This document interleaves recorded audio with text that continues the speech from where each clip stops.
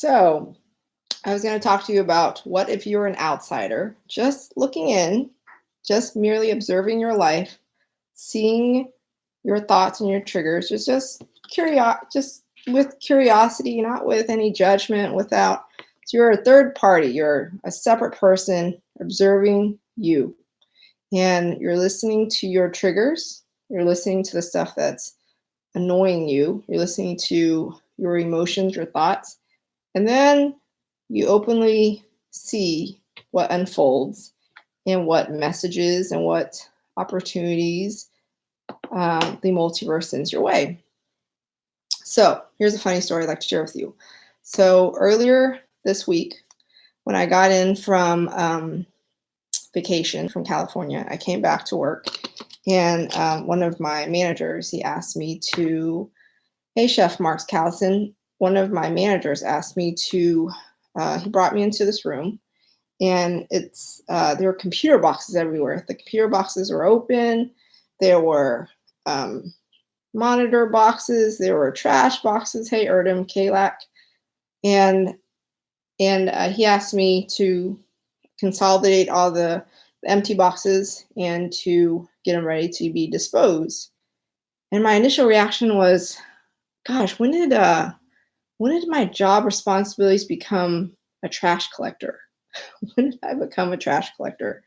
But I didn't say anything because I just thought about it, because I felt like this surge of like indignance come up. I felt this emotion processing, and so I knew there was something to understand about myself. I thought it was an opportunity, a chance for me to learn about myself. So I didn't say anything, and I just kind of watched myself and watched the thoughts in my head and thought about, why are you feeling so annoyed and so indignant and so who does this person think I am? Like, who are they to tell me to put all these boxes aside? When did I become a trash collector? Like, that was my initial response. And so I just waited it out and just to kind of see what I thought and see if I held on to it over a few days. Hey, Rick 4776. And I was seeing like, gosh, how am I reacting? What are my thoughts going through my head? Hey, Byron Wang 842. And I was like, I wonder what thoughts are going through my head. I wonder how I'm going to respond to this. But I was prepared for any opportunities or any message that came my way. And sure enough, today when I was at work, my ears were itching. And I came home and I talked to my mom, and she's just like, when you were on vacation, for this whole 12 and a half days, you asked Dad to find the steamer for your clothes. And then we look around the house, and there's this steamer just hanging out, and there's no box to put it away in. Like, what do you think we are? Do you think we're your maids or something to put away the stuff for you? You don't put stuff away after you use it. And I had every intention of putting away the device after I used it. But the thing is, I never shared my message. I never said to my parents, hey, I know there's a steamer device hanging out in the side of my room. And yes, I know I probably should have steamed my clothes a few days ago, but it's the night before the trip. I don't have time to put it away, but I promise you I'll put it away when I get back. And they may put it away from me out of their generosity and their kindness because they don't like clutter and stuff. Or at least they knew my intention, and they wouldn't be, who does she think she is? Like, does she think that we're just her maids and she just leaves stuff hanging around and she just doesn't put stuff away, and she thinks that we're just going to clean up after her? Which was the exact same message, the exact same thought that ran through my mind today, or the last few days, when I walked into the office, and the first thing one of my managers asked me to do is to consolidate some boxes to put them in the trash can. Because I was thinking, if you take some boxes apart, and shouldn't you just throw the boxes in the trash can? Like, why is there a pile of boxes on the floor? When did I become when did I become a trash man?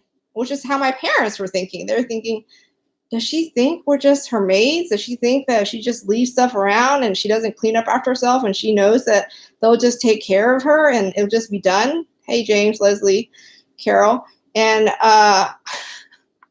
it wasn't at all my intention. And it's probably not at all the intention of one of my managers. He just thought, I just want to get it done, man. Like, it's just a mess and I need help. It's probably what he thought, but he maybe didn't say it. But the thought that ran through my head is, when did I become a trash collector? Just like parents were like, when did she think, when did Tuan think that we're just here to clean up after her? She doesn't tell us otherwise. She doesn't tell us that, hey, she's going to clean this up after she gets back. She just expects for it to be done. And this has been a pretty bad habit of mine, like I'll open a box and I'll run off and do my thing and I forget to throw the box away. Or I'll open a wrapper to a medicine thing and I'll just leave the wrapper on the counter. And my parents are like, is she going to throw it away, or does she expect me to clean up after her? Or the thing is, if I'm at work and someone leaves trash on the table, or if they leave something out in the break room or something, I usually have the same thought. I usually think, gosh, can't you just throw away your trash after you're finished with it? And the thing is, I don't think they think I'm going to leave it out so that someone will clean it up after me. I think they might have been like me. They're in a hurry. They're scatterbrained. They hurry up and do their thing. And then instead of throwing it away or disposing or recycling it right away, they think, I'm just going to do this one thing and I'll come back to it.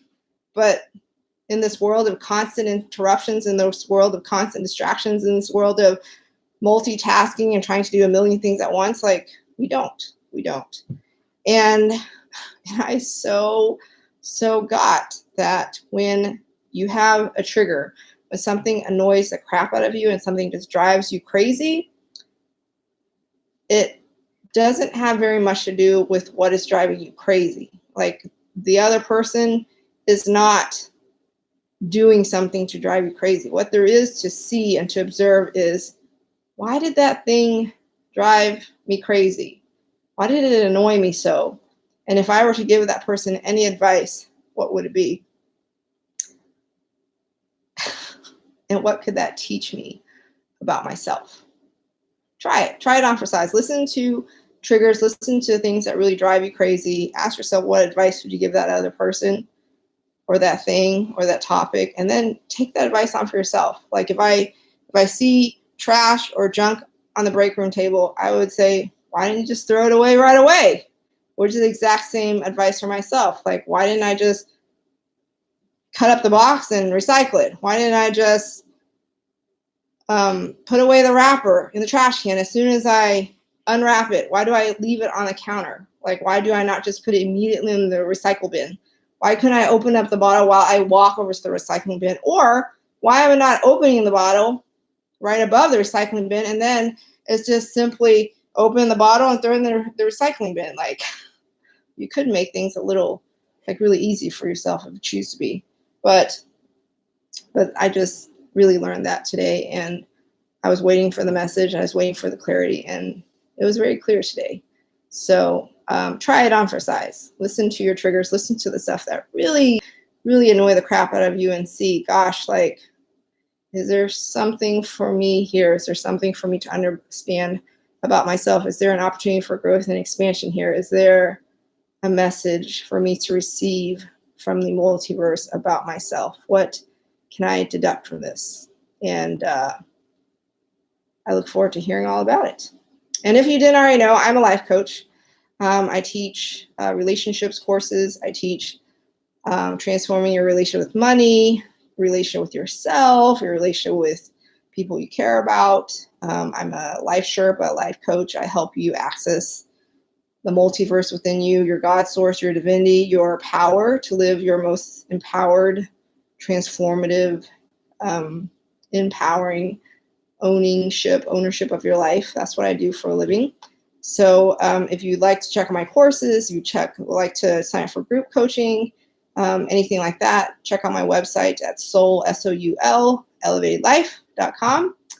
And I send you love, light, profound clarity, infinite possibility to create the life you desire to live, one that is aligned with your soul's expansion and growth always.